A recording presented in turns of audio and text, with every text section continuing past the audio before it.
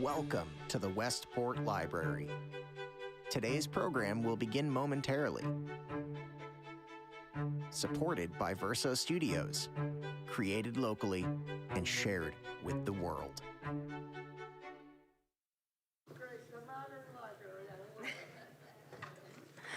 Hello, everyone. Happy Friday. And thank you all for coming to hear about what we're supposed to be reading. As always, Sybil's list is a huge hit, and we are really happy to have her back again this year. If you didn't receive a copy of the list, please wave your hand, and somebody from our staff will give you one. Remember that Sybil's list is always online through westportlibrary.org, as well as the recording will be placed online after this event. So, and you can always place these books on hold after this event. So without further ado, Sybil, take it away. Thank you, Jennifer, and hello, fellow readers here and watching the live stream, I hope. This year, there has been an explosion of literary fiction. So many good books. And I've tried to read them all, and of course, have failed. But I had trouble deciding which was my favorite book. Usually, I start the list with the one book that I can easily say, this was my favorite book of the year, of the season. This year, I have two. Northwoods and The Beehive. They are both really special, spectacular, really, in their own ways. Northwoods is written by Daniel Mason, who does not, he's not prolific. And that's because his day job is as an assistant professor of psychiatry at Stanford, and he teaches literature at Stanford. I will read anything this man writes. I have recommended The Winter Soldier, The Piano Tuner, A Registry of the Passage of My Life. They're all wonderful. This book, he always does something different, and this book is truly extraordinary. The plot revolves around a homestead in western Massachusetts, and it follows its inhabitants over decades and centuries. It begins 400 years ago when two young lovers escape from a Puritan settlement and hide from the soldiers who are hunting to take them back. The landscape they discover is wild and fecund and beautiful. Seasons pass. The next interlude is about a woman kidnapped by Native Americans who finds unexpected solace with a character from the first section. Next, a veteran soldier named Osgood discovers the orchard of magnificent apples. He markets the apples under his name while raising twin daughters. Apples play a central role in the narrative. As decades pass and ghosts of previous lives reappear to new residents of the house. Soon, the reader, that's you and me, is lulled into what Coleridge called a willing suspension of disbelief. One section concerns the Osgood's twin daughters, whose harmonious sibling bond later dissolves into an astonishing event. Each section spans years and carries echoes of the ones before. The novel is elegantly designed, with imaginative photos and botanical illustrations incorporating excerpts from diaries, poems, and songs. Throughout, Mason manages to fluidly switch genres in each section that he writes. One section reads like a thriller, another is pure comedy, there's erotica and paranormal visions, all the while celebrating the passage of seasons and both loss and renaissance. This novel is exciting, surprising, sensitive, heartbreaking, and above all, unforgettable. My other favorite book is The Bee Sting by Paul Murray, the Irish writer. It was shortlisted for the Booker and praised everywhere. It chronicles the downfall of a prosperous, highly respected family in a small town near Dublin. Murray's empathetic characterizations and his supple wit distinguish a truly absorbing narrative.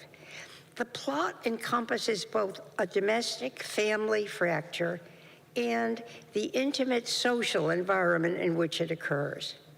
Dickie Barnes runs the car dealership that his father established, but the financial crash in Ireland and the pandemic have sent his business into a nosedive. Even without the large bank withdrawals Dickie is making in deep secrecy. Dickie's wife, Imelda, was engaged to his adored younger brother, Frank, who was an athletic hero and beloved by everyone in town.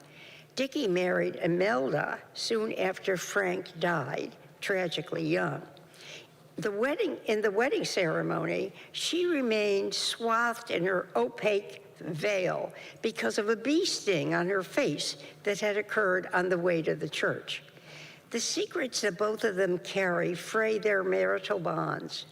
Meanwhile, their two sensitive children are undergoing both the typical stresses of adolescence and the further pressures of their father's increasing breakdown.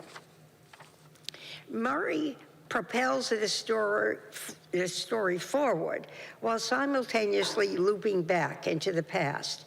Everything that happens feels both spontaneous and predetermined by the web of deceptions that stretches back for decades.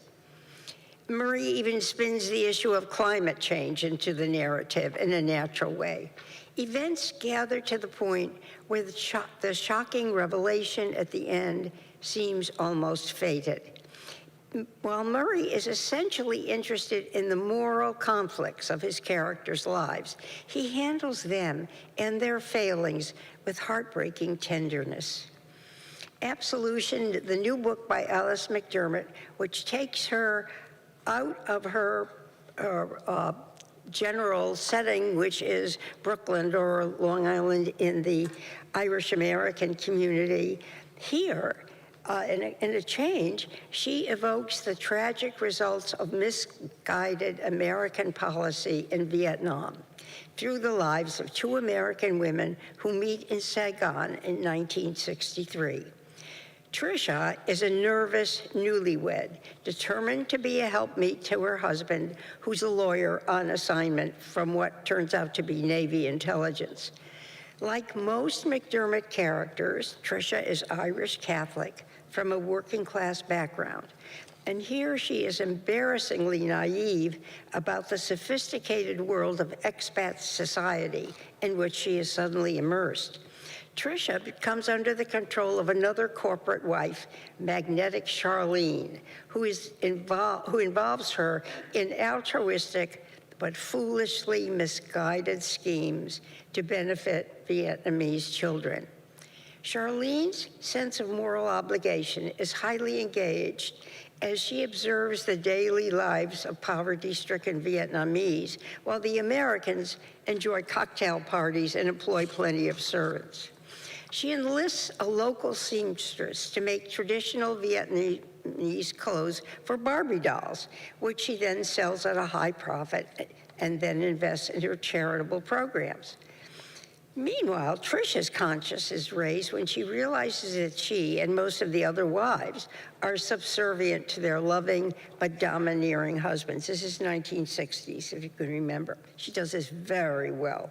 Tricia is also emotionally torn after a series of miscarriages portend that she will never fulfill what she sees as her primary mission in life, to conceive children.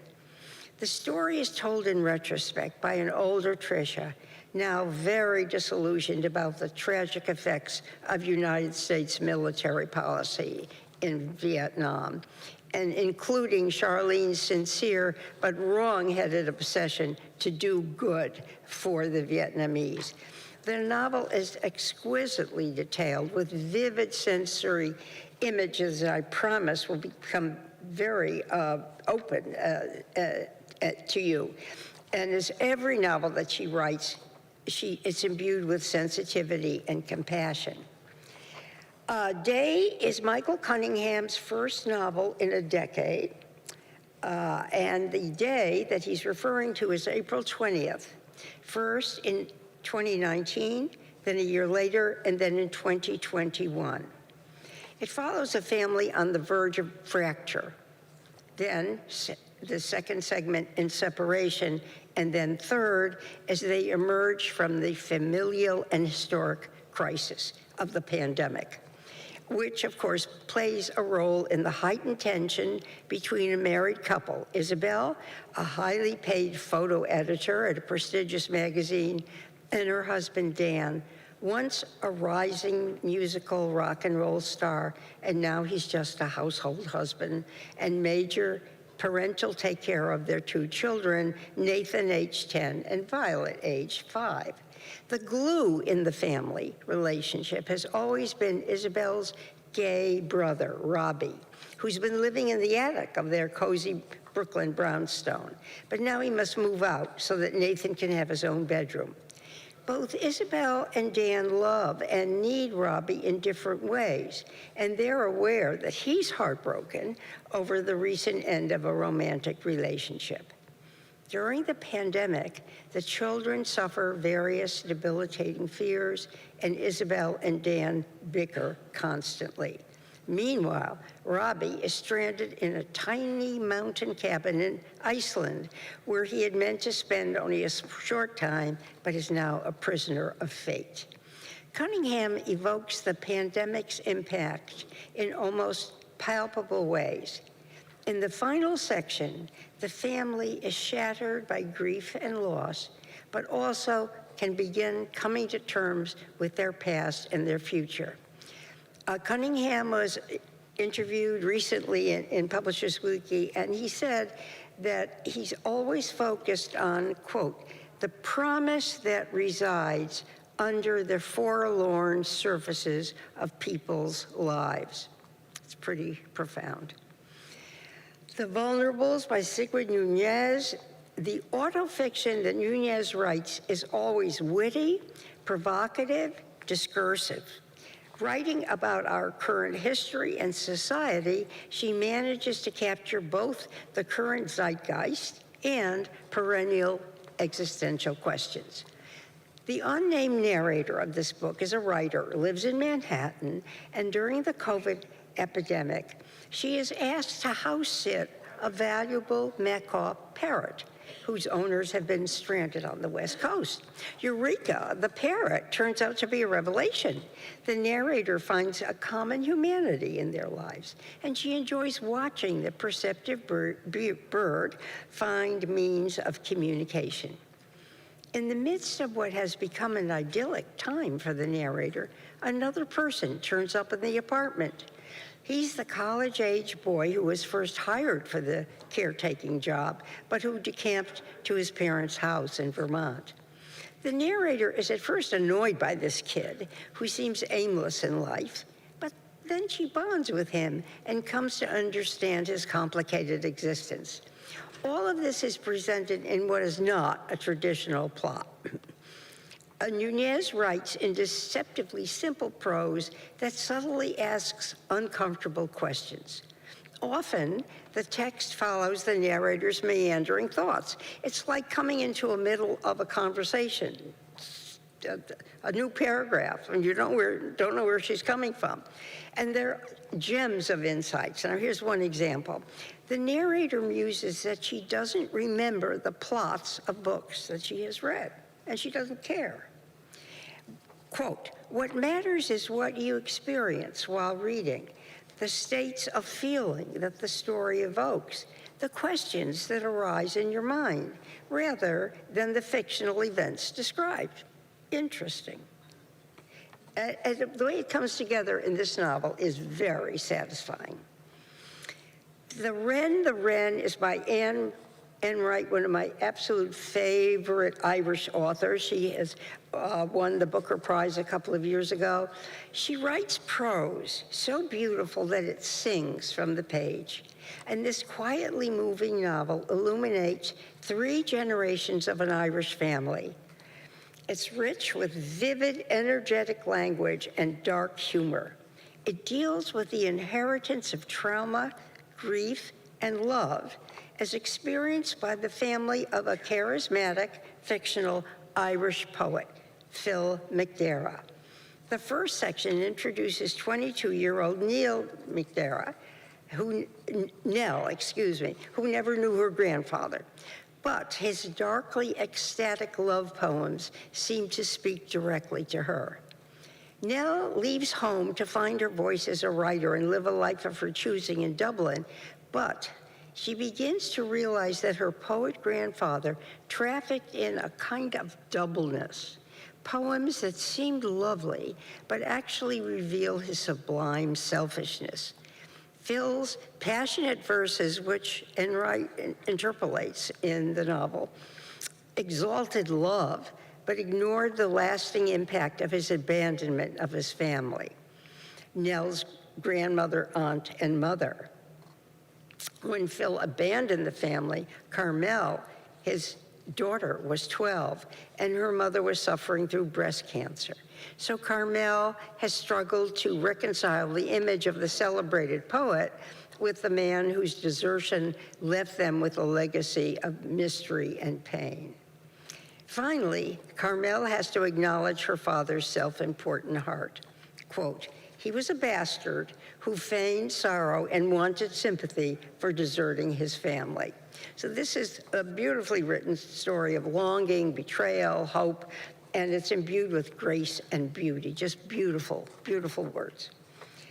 Let Us Descend, Jessamine Ward has been called the heir apparent to Toni Morrison. And this powerful, if challenging novel confirms her inheritance. The references to Dante's Inferno are appropriate. Let Us Descend. It's set before the Civil War, beginning in the rice fields of the Carolinas. The narrator, Annis, is the granddaughter of an African warrior woman who communed with spirits. Annis and her mother, Sasha, live in a cabin on the plantation of the white man who was Annis's father. When Sasha tries to prevent this man, the sire, from raping Annis, who is, of course, his daughter, she's punished by being quickly sold downriver. Annis soon suffers the same fate and finds herself on a months-long, horrendously torturous death march to New Orleans. The group of slaves are roped and shackled as they walk day after day, their bodies bruised, aching, bone-tired, almost starved. I've read a lot of books set in this period of our history. I've never read anything as strongly imagined and beautifully conveyed as this march. So the powerfully conjured horrors of the antebellum South are infused with a sort of magical realism as Annis searches for solace and strength from the spirits of her ancestors. There was recently an interview in Publishers Weekly in which she said, I found this very interesting, "It took years and multiple drafts to understand how Annis and enslaved people might have retained their sense of self, their sense of hope, in a time and a place that attempted to negate both. It took years to figure out how to look straight at the life and relay the harshness and terror of her days, but also to recognize her resistance, her tenderness, her imagination, her belief in who she is and what she's capable of and what she retains, even through the deepest darkness."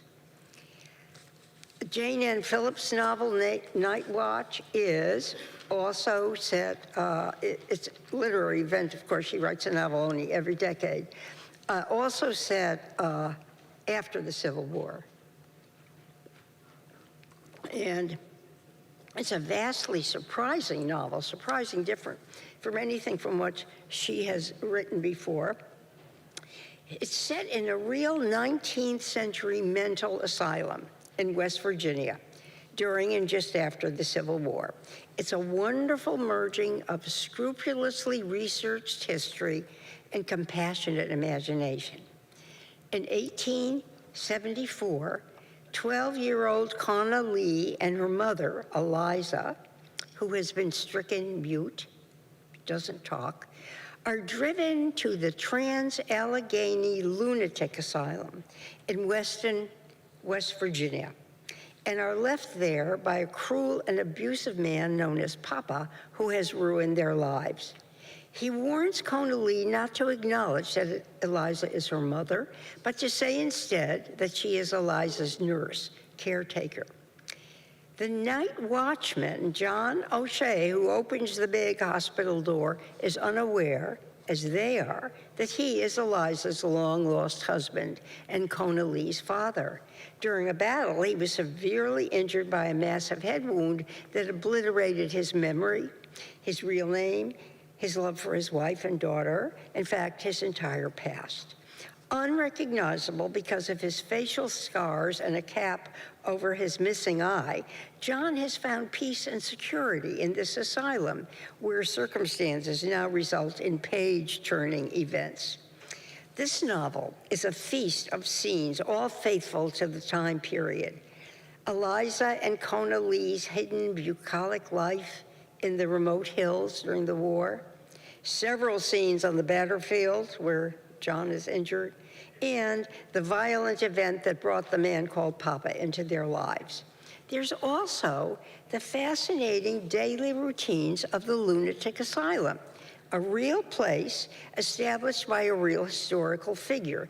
His name was Dr. Thomas Story Kirkbride, who inaugurated what he called the humane practice of moral treatment for the mentally ill in 1854. Now, one criticism of this novel is that there are too many coincidences. I love them all. This novel will leave you shaken and happy at the same time, and God knows we need books that will leave us happy.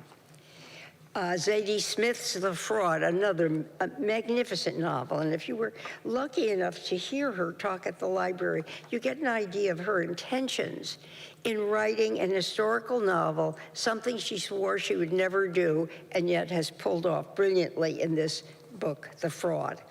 The cultural and literary life of Victorian England erupts from each page of this extraordinary novel. It's set against the famous legal trial that divided England.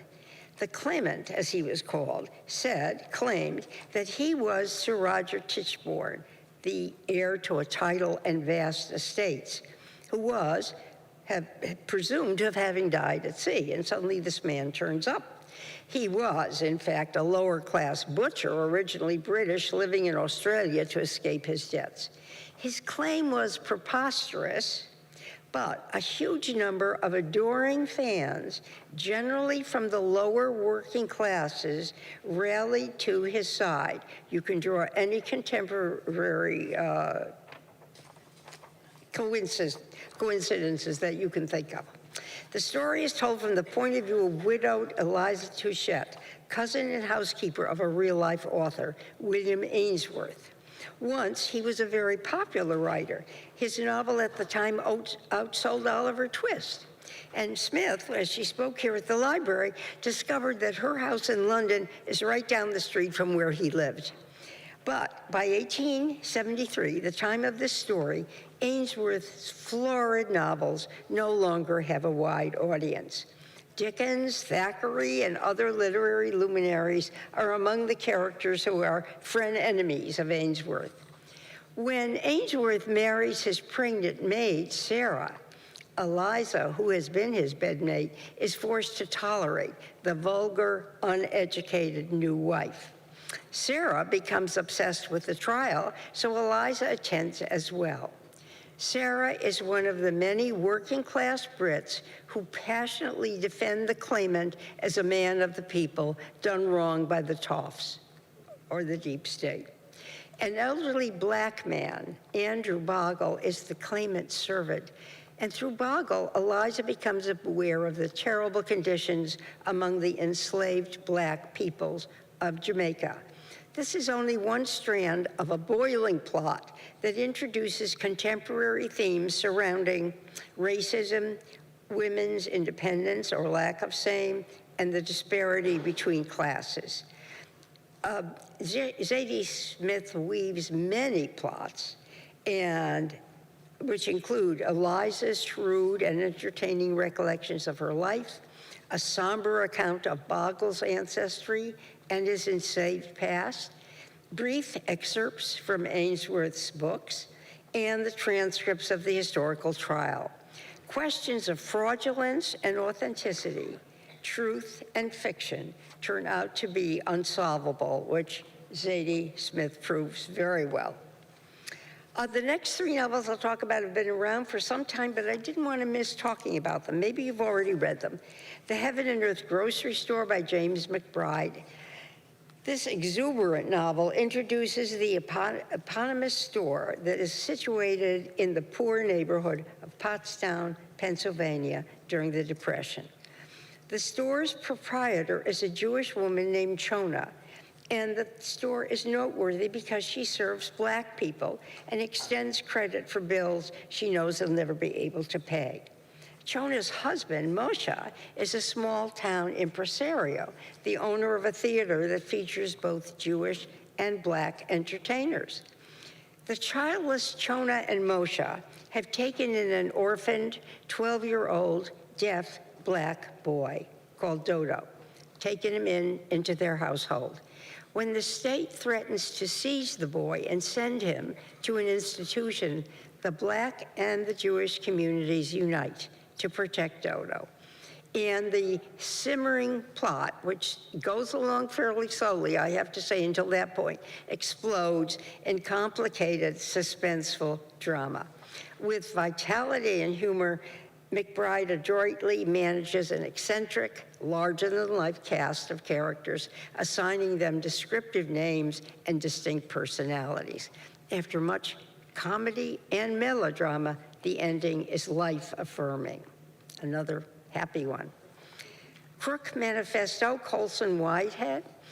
Ray Carney, last seen in Harlem Shuffle, regrettably returns to his semi-life of crime in this satiric noir novel.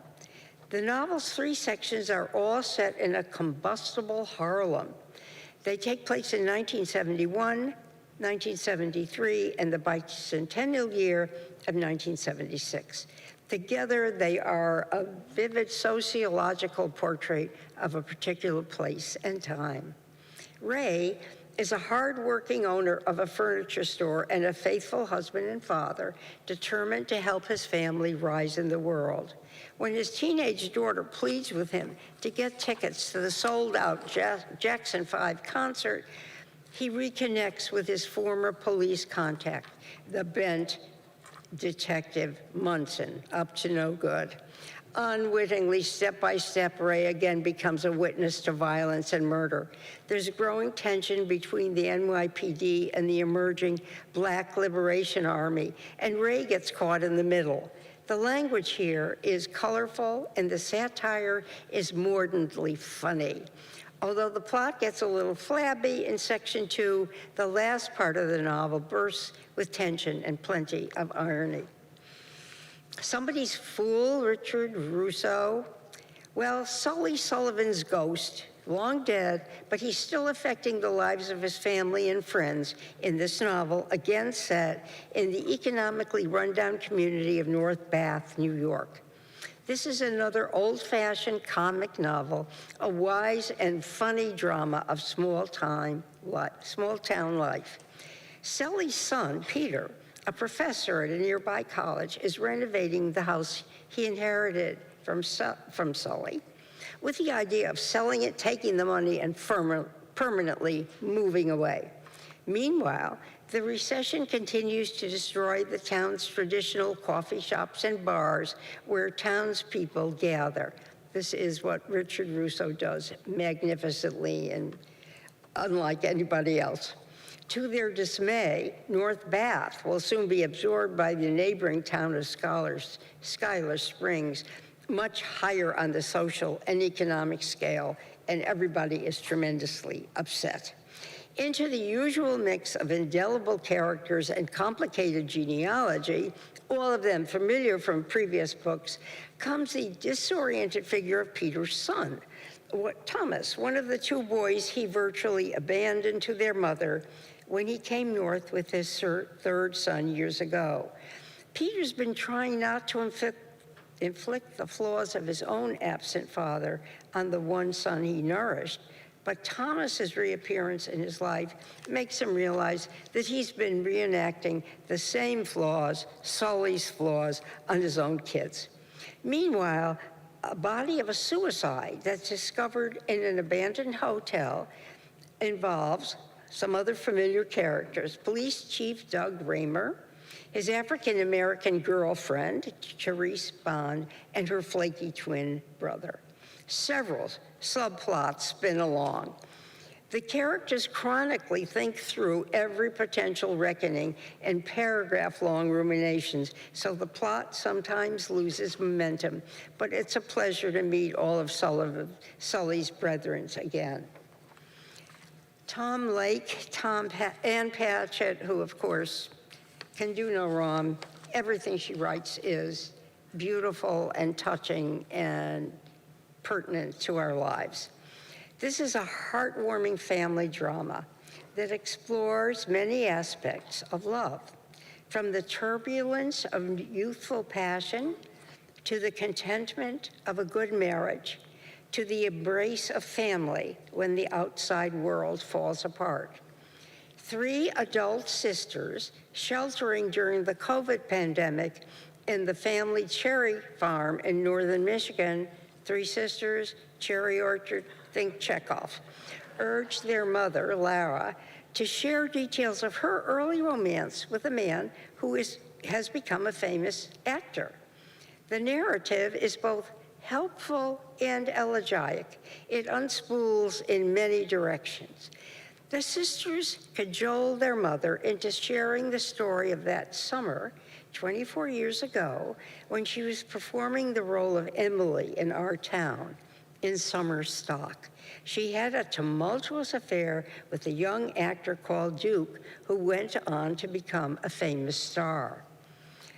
An accident put a sudden end to Lara's career, but it also led to her contented marriage. As the daughters learn more about Lara's relationship with Duke, they reshape their understanding of their mother's values. They also become more committed to the life choices that they will make for themselves. This beautifully nuanced novel is a meditation on finding happiness among life's uncertainties. It seemed to me particularly wise in describing mother-daughter relationships. And then I found an interview Patchett had given after she received the National Humanities Record, in which she said she decided she would never have children. And this is a quote: "Part of not having children has been the certainty that I didn't have the energy for it. I made my own choice between having children and writing." Well, we are the richer from her novels. Enter Ghost. This is a bit of a controversial book. It's by Isabella Hammad. Hammad is a Palestinian writer whose first novel, The Parisian, was on my list and highly praised 4 years ago. It portrayed an upper middle class family in Nablus, and it was a rich portrait of Palestinian life before the state of Israel was established. So I have to make a statement. So I'll tell you first. Last month, I saw Hammad's name among the Palestinian authors whose appearance at the University of Pennsylvania was canceled. And I'm sorry that she missed the opportunity to talk about her book. But here I have to make my own statement. The Hamas attack in Israel was the work of terrorists. There cannot be any dispute over that fact. Yet, I think it's valid and important for us to read books that present a picture of the tensions between Israelis and Arabs that underlie the region's tragic history. And one more thing, I have made a mistake in the description of this book on your list. Most of the action takes place in the West Bank, not Haifa. So, begin. In this novel, Sonia, a Palestinian-born actress who now lives in Britain, visits her sister, who lives in Haifa. To help out one of her sister's friends, she becomes involved in a production of Hamlet to be staged in the West Bank, in Ramallah. Eventually, she realizes that the director of the production, Mariam, will be using the play as a protest against the repressive actions of the Israeli government. Both Sonia's family and Mariam's family remained in Israel after 1948, when many Palestinian Arabs left or were driven out. Now, as Sonia communicates with her castmates, her political awareness grows. In a tense scene, she attends her first demonstration, protesting increased security at Al-Aqsa Mosque. And then, of course, there is the production of Hamlet itself. I think this is an authentic portrait of one aspect of Palestinian life, and it is tragically timely. The House of Doors, change of scenes, definitely an easier book to read and fun. This novel is by an author I had not read before, although he's been nominated for the Booker, Tan Truong Eng. This is a fascinating work of historical fiction set in Penang, Malaysia in 1921. Somerset Maugham, Willie to his friends, is visiting his old friend, Robert Hamlin, and his wife, Leslie, in their beautiful seaside manor in Penang. Well, Willie Maugham has just received notice that his major stock investments have been wiped out, and he's suddenly poor, and so he's desperate for new stories to write so he can earn money. He needs a good income so he can continue to support his homosexual relationship with his secretary and lover, Gerald, who's with him. Maugham was married, of course, and his wife is in London, but he left home as often as he could to travel with his lover. Anyway, Leslie, who was desperately unhappy in her marriage, gradually unburdens herself to Willie Maugham, unearthing a trove of long-buried secrets, ranging from the personal to the political, and richly portraying life in the British settlement. This book seamlessly merges fact and fiction, as, among other things, Leslie's intriguing involvement with the Chinese revolutionary Sun Yat-sen. I mean, we know him as the father of modern China. I had no idea he was a revolutionary first and visited Penang, Malaysia. Leslie also talks about her friend, a real woman named Ethel Proudlock. In 1910, Ethel stood trial in Kuala Lumpur for the murder of her secret lover. She was married. She was found guilty. And it's this revelation that gives Somerset Maugham the plot of his famous short story that we've all read, The Letter. This is where it started. The narrative suggests the complexities of love, duty, betrayal, and the fault lines of race, gender, and power under the British Empire in its final heyday. The land of milk and honey. Excuse me for another swig here. Don't read this book on an empty stomach.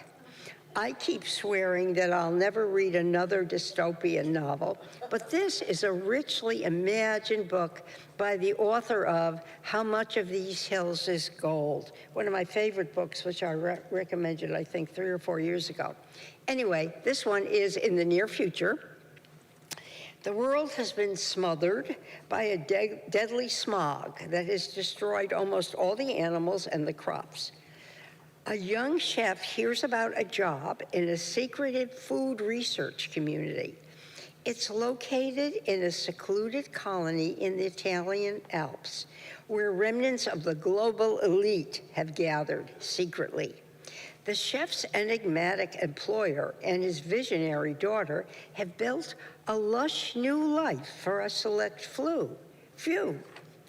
The chef's delight in having fresh food at her disposal again is countered by the moral difficulties of her employment, which she really understands. Soon she becomes preoccupied with Aida, the boss's brilliant daughter, who believes that she and her father are the planet's last hope.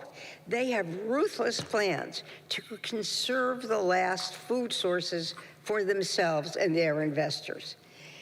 The chef's excitement in being able to create haute cuisine using the world's most delicious foods again, and her attraction to Aida reawakens her to the pleasures of taste, touch, and her own body, but her moral boundaries undergo a dangerous erosion.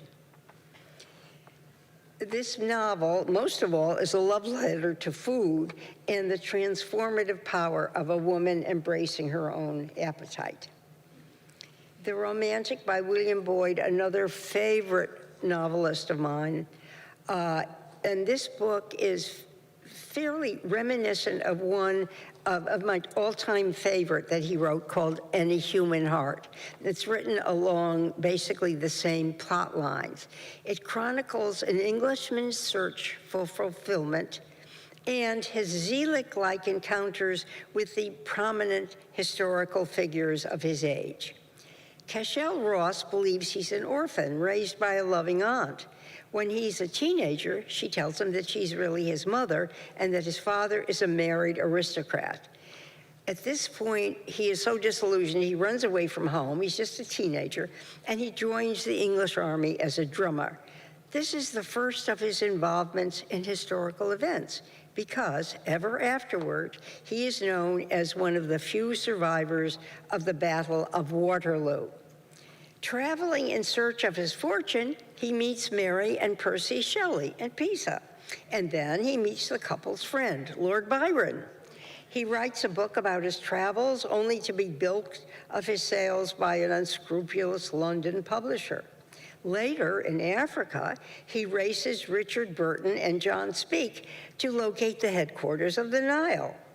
After he's almost court-martialed for disobeying orders in Ceylon, Cashel does a stint in debtor's prison in England. He next founds a brewery in Massachusetts, and later he becomes a consul for Nicaragua in Trieste. This is a picaresque novel for sure. The major event of his life is his passionate love affair with a beautiful countess in Ravenna. He foolishly ends the affair, only to realize later that she is the love of his life. He's an immensely likable figure, subject to the same rash judgments and mistakes as the rest of us. When, in his 80s, he meets his lost love again, she reminds him that, quote, "You always listen to your heart, Cashel," and he finds a strange catharsis. Learned by heart by Emma Donoghue, who wrote Room. It was inspired by the recent decoding of a 5 million-word diary kept by a real Englishwoman named Anne Lister. In the 19th century, Anne Lister was famous for being outspokenly and courageously gay and for taking many lovers. She was spared a social backlash because she was upper class from a landowning family. And if you watch Netflix, she was the subject of a Netflix series called Gentleman Jack. So she is the secondary character in this novel because the major character is Eliza Raine, the biracial daughter of a British surgeon in India and his Indian mistress.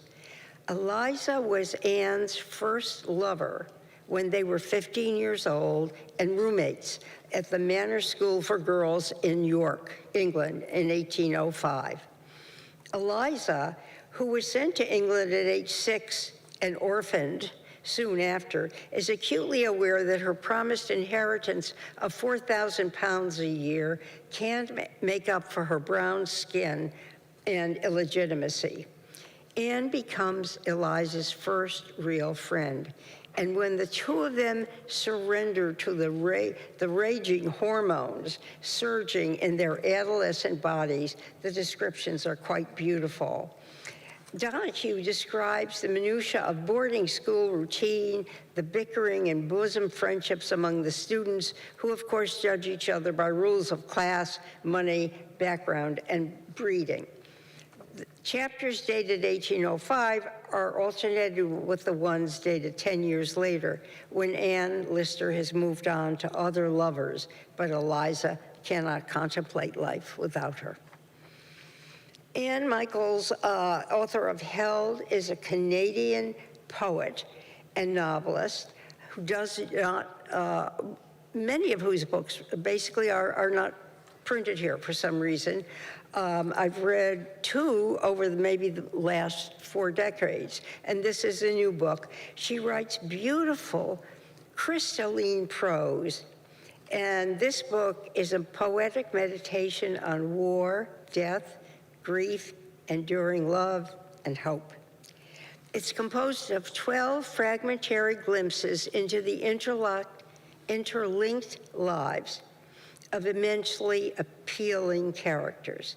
The details of how 4 generations of lovers are brought together by destiny or faith appear in this novel in non-chronological order, which I found impeded the ease of reading. I have to confess that I read this book twice, but it's worth it.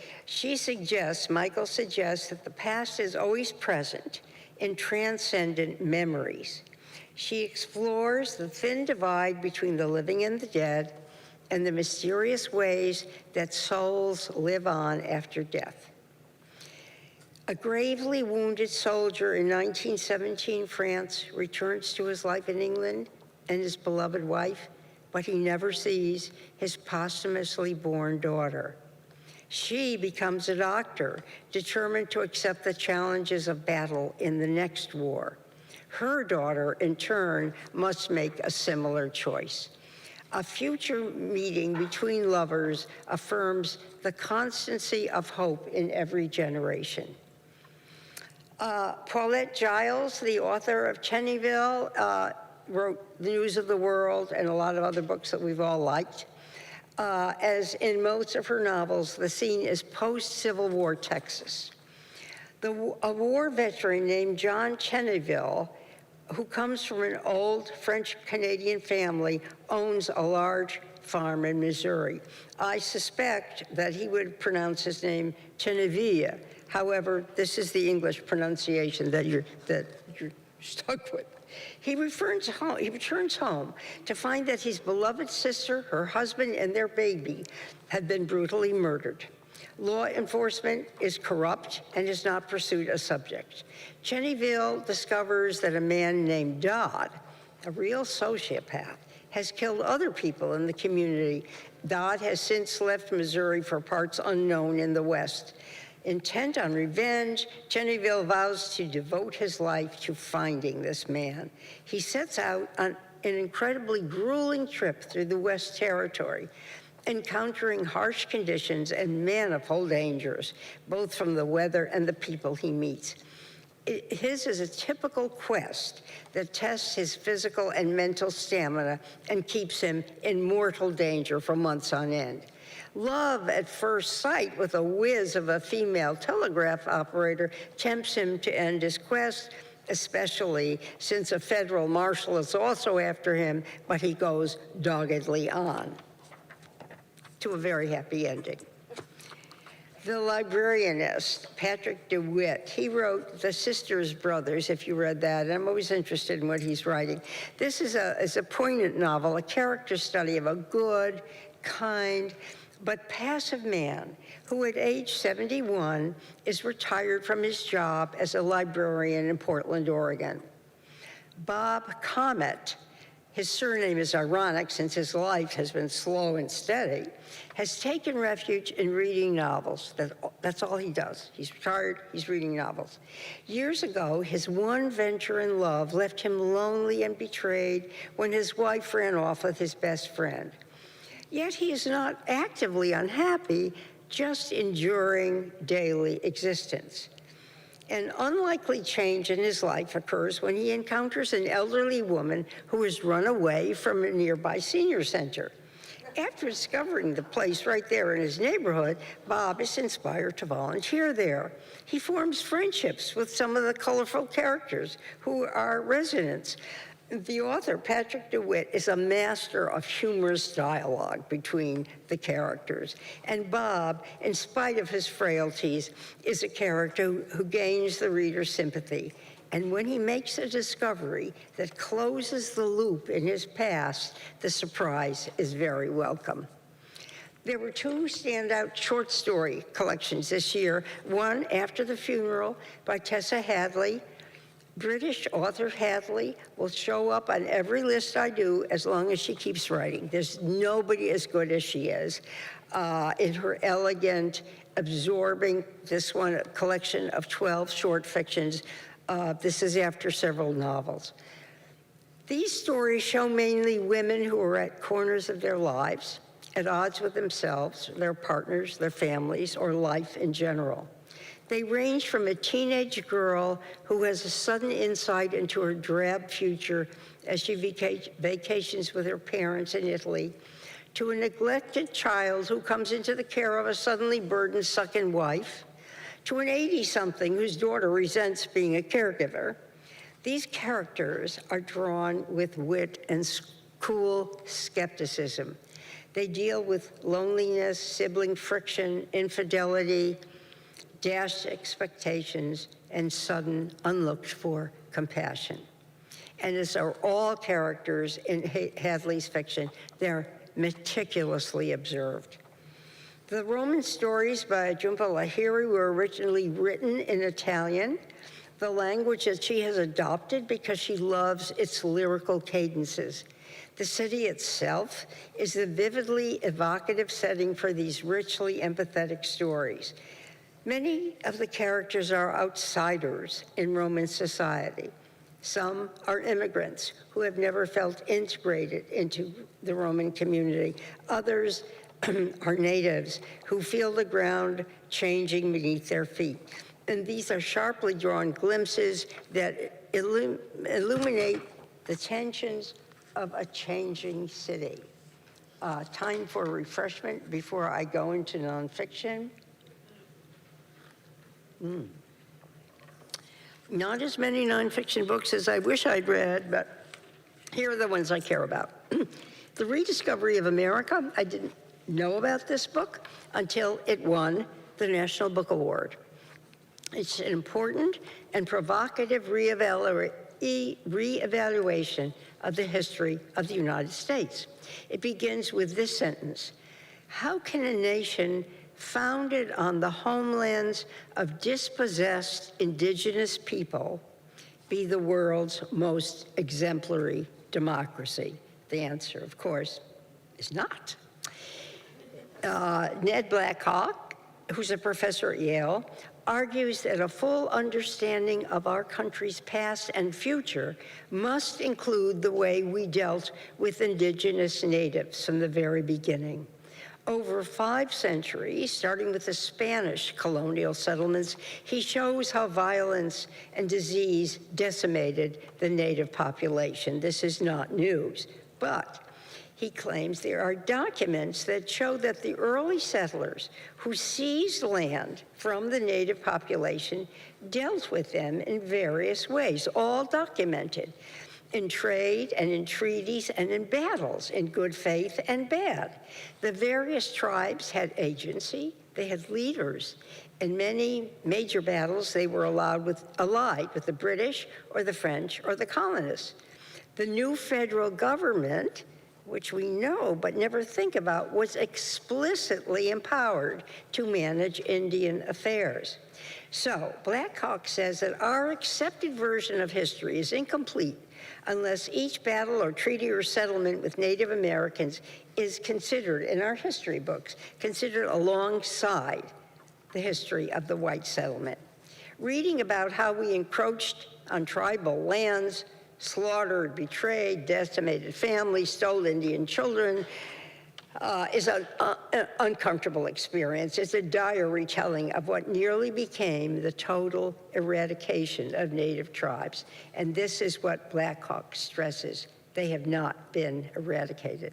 He talks about the subcurrent of almost miraculous survival and endurance. And he cites the rise of activists who have achieved fuller autonomy for their communities. He hails a kind of renaissance, the current drive for self-determination of newly empowered indigenous tribal leaders. So this is a continuing story, an update and a salutary reassessment. The Best Minds. This heartbreaking book has been on almost every list of important books this year.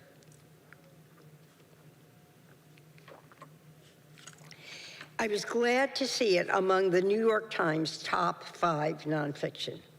Reading it, I warn you, will create an indelible memory. You'll never be able to forget it.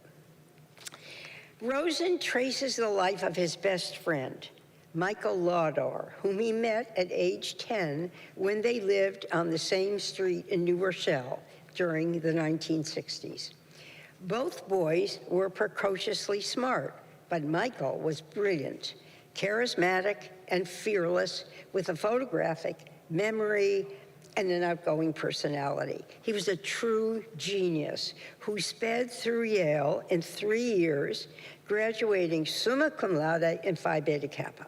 He then took a coveted industry job that paid lavishly because he wanted to pile up money so that he could then retire young and devote himself to a career as a writer. That was his plan in life, to become a writer. That never happened. As Rosen describes the ensuing devastation of Michael's life, his brilliant mind was invaded by paranoid schizophrenia. He heard voices, saw awful visions, was tormented by delusions. At one point, when he didn't know where he was going with his life, he applied to every elite law school in America. He got into every one of them, and he chose Yale. After an article appeared in the New York Times about his extraordinary accomplishments, he sold his yet unwritten memoir to a major Hollywood studio that planned to make a movie starring Brad Pitt as Michael. But, as Rosen shows, Michael's mental illness increased and the mental health system failed him at every turn. During a psychotic episode, when he was 35, he murdered his pregnant fiancée. He was called the most famous schizophrenic in America after the murder became front-page news. Rosen's research is deep and widely sourced. He has quoted court and police records, interviews, and Michael's own feverish writings. This book is an indictment of a society that prioritizes profit and quick fixes over the details of daily care of severe mental illness. But more than a memoir, this book is written with true love and compassion. As I say, it is unforgettable. Flee North. The subtitle of this important book is A Forgotten Hero and the Flight for Freedom in Slavery's Borderland. This book is about a man named Thomas Smallwood, a free Black man who was a humble shoemaker in Washington, D.C. And he is the man who coined the expression Underground Railroad. The researcher of this book discovered all of this, which is not widely known. Now, he used the term Smallwood in letters that he wrote to abolitionist newspapers in the North. And in these letters, he described his heroic rescues of hundreds of Black people in the Chesapeake area before they could be driven south to work to their deaths on plantations. Smallwood, the humble Black shoemaker, was helped by a young white abolitionist named Charles Torrey, and you'll find his name in the books, but not Smallwoods. I mean, in this book, yes, but I'm talking history books. Together, they organized mass escapes of dozens of people at a time. Hard to believe, dozens of people that escaped under the cover of night. They were working mainly to frustrate one man, a vicious slave trader whose name was Hope, this kills me, Hope Slatter, who became a millionaire on the bodies of the families he separated and sold. So Smallwood, who was born into slavery in Maryland in 1801, had bought his own freedom from his reluctant owner, a Methodist minister. And he was educated in the classics by his owner. He was quite articulate. He wrote numerous satirical letters to the northern newspapers, boasting about the success of his missions and mocking the slaveholders. He used the pen name Sam Weller from Dickens' Pickwick Papers. And eventually, the police closed in, suspecting Smallwood was the mysterious Weller, and he had to make his own intrepid escape to Canada. I found this a fascinating narrative that gives Smallwood the historical prominence that he deserves. The Burning of the World, again, a long subtitle. It's called The Great Chicago Fire and the War for the City's Soul. This is a very vivid history in which Berg describes the Great Fire that devastated Chicago in October 1871. A lot of books have been written about that fire. Over the course of 3 days, it burned more than 3 square miles of the then 34-year-old city, killed almost 400 people, left more than 100,000 homeless. This is pretty well known. What Berg does here is to show the block-by-block spread of the fire and how the fire department didn't have hoses long enough to reach the top of burning buildings. The municipal government set up makeshift headquarters and a church and made arrangements for public safety and food kitchens. But these efforts were almost immediately undercut by a coterie of powerful Chicago stakeholders bent on protecting their own property and businesses. Over the objections of the police, they enlisted the aid of Chicago resident and Civil War legend General Philip Sheridan, and they got him to declare martial law. So at this point, the city was being ruled by its rich men, not by its municipal government. Berg provides many lively character portraits, including Joseph Medill, the Tribune publisher, dry goods retailer Marshall Field, and real estate tycoon Porter Palmer. He traces the battles between public and private interests that played out in the years after the fire. And what he shows is the ever-growing working class, the immigrant population, eventually became enraged by the overreach of these elite citizens. The German and Polish and other ethnic communities joined together as a unified voting bloc and shaped the city that we know today. This is an impressively researched account that shows how the city was transformed, according to Berg, as a hothouse of populist democracy. A memoir of my former self, for those of us who are painfully aware that Hilary Mantel's death means that no more novels will come from her brilliant mind. This book is a welcome way to say farewell. Subtitled A Life in Writing, it's a selection of Mantel's newspaper columns, journal entries, book reviews, and lectures. She writes about the many themes that fed into her novel. The medical misdiagnoses that she endured as a young woman, the scandalous secrets in her family and in the current royal family, the years she spent living in Saudi Arabia, and her own sense of never quite belonging. It's a delight to read her thoughtful observations, her insights into the texture of history, and her meticulous prose. Hunting the Falcon is another book about Henry VIII and Anne Boleyn. You're fed up, right? this book is different and worth reading. It's newly and assiduously researched, replete with new information gathered from ancient documents. This new look at the marriage of Henry VIII and Anne Boleyn is a page-turner.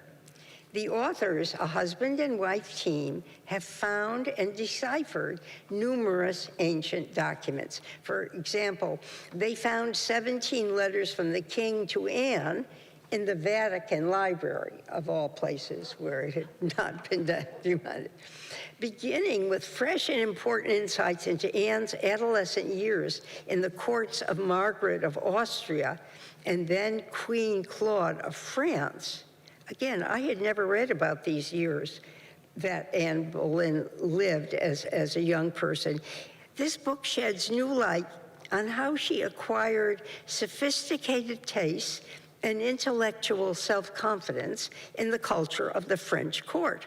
Her love of all things French became part of her downfall after she became the English queen, because she followed the patterns of the French court and allowed men to visit in her private chambers.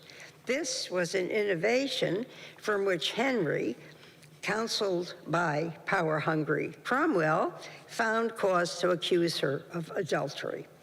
As in no other historical study, Anne's complex character and personality come alive here. Her shrewd political acumen, her avaricious demands for luxury, and her sincere desire to bring light into the English church by espousing Protestant reforms. Henry also is observed with new psychological insights, going back to his upbringing and the early loss of his mother. Central to this tale, of course, is Henry's break with Pope Clement, who refused to invalidate Henry's marriage to his first wife. And Henry's defiance of the Roman Catholic Church was a decision that changed the course of English history. And this book, I found, was fascinating with all those new details. The next book is by Jill Lepore, a collection of her essays. She, of course, is the Harvard historian. I don't know, God knows how she has time to be a Harvard professor and then write as she does, just long articles in the New Yorker and elsewhere. But anyway, these essays showcase her intelligence and insight. Her distinctive voice animates historical and political analysis, ranging from early American icons to those who have caused our woeful current political affairs. As an historian, she visits Benjamin Franklin's sister and Melville's Moby Dick. She demonstrates firsthand reporting and deep research into technological topics. Humor appears even within the weightiest subjects. Many of these sophisticated essays have appeared in the New Yorker, but two who have not appeared elsewhere address the losses in her personal life. One pays tribute to her immigrant grandfather and her striving father. This is a pleasure to dip into and read. It's an unusual year when two female college presidents write their memoirs. The first, Up Home, A Girl's Journey by Ruth Simmons. When I was attending Smith College in the 1950s, Ruth Simmons was living in a decrepit sharecropper's shanty in Grapeland, West Texas. 40 years later, she was president of my alma mater. She went on from there to serve as the first Black president of Harvard. Her poignant memoir describes her life as the youngest of 12 children. She had an amazingly nurturing, highly principled, and loving mother who raised her family well despite their desperately poor circumstances. Only later, Simmons realized how brutally hard her mother had worked in a house without electricity or running water, and in spite of an abusive, parsimonious husband. Both in Grapeland and in the rat and roach-infested house that the family moved to in Houston, Simmons discovered the joy of education. Even in those early schools in poor neighborhoods, a series of teachers recognized her intelligence and provided both intellectual and emotional support. When she received a scholarship to Dillard College in New Orleans, it was the first time she had ever left her neighborhood. She went by train, took the train herself to get there, not knowing what kind of community she would find.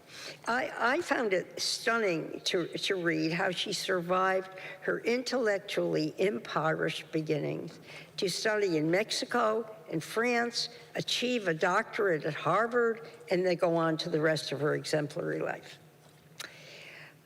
Drew Gilpin Faust, another college president, she's the historian and former president of Harvard. She chronicles her childhood in a wealthy, privileged Virginia family. Her father raised and sold racehorses. And she chronicles her awakening to the injustices perpetrated by the ingrained white society in which she lived. She was 9 years old and in the 5th grade when she heard a discussion about school segregation on the car radio. And she suddenly realized the cruel and unjust rules set by the society to which she belonged. She then wrote a letter to President Eisenhower pleading for equal educational opportunity. And that was the first step in a life devoted to a fight for equality. She describes her youthful activity as a student at Bryn Mawr when she blithely skipped her midterms to join the Civil Rights March at Selma. And later she marched against the Vietnam War. And again, this is an exemplary memoir. Okay, we're at the end. The upstairs delicatessen. New York Times book critic Garner can't read without eating. And he can't eat without reading, and can't read without eating. Can't eat without reading, can't read without eating. You get it. In this delectably referenced memoir, he talks about a life in which books and food are inexorably entwined. From an apparently inexhaustible memory, he quotes favorite passages from dozens of writers who have prompted his appetite.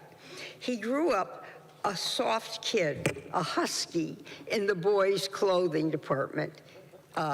He was not a jock. He is of the ilk who reads the back of the cereal box if nothing else is available. But fortunately, he discovered early on during his boyhood in West Virginia and Florida that even a pile of newspapers and magazines could last him all afternoon. In a more sophisticated era of his life, he divides his book into breakfast, lunch, and dinner, includes drinks and other side events, and leaves the reader satiated, if maybe a little turned off by his recommendation of his favorite sandwich, which is peanut butter and pickle. With that, I will end. It's lunchtime. I hope we all have a good appetite and good reading, and thank you all for coming. Thank you, Sybil. Happy reading, everyone. Remember, this list can also be found on the website, westportlibrary.org, both in print and this video will be there. And we do have a few copies left over of Zadie Smith's The Fraud, so if you didn't pick one up at the event earlier this year, we do have some for sale now. Thank you so much for coming.